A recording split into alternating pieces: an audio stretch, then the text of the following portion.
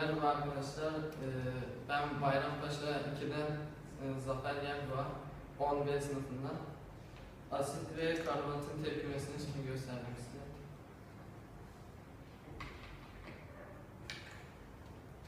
Sirkeyi biraz koyuyoruz.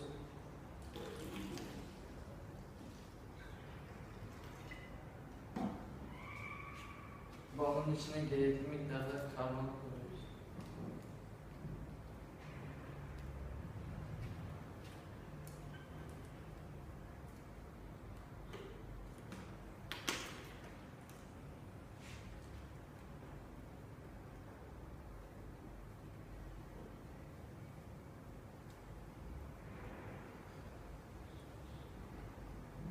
Yavaş yavaş biraz birikiyor balonun içinde.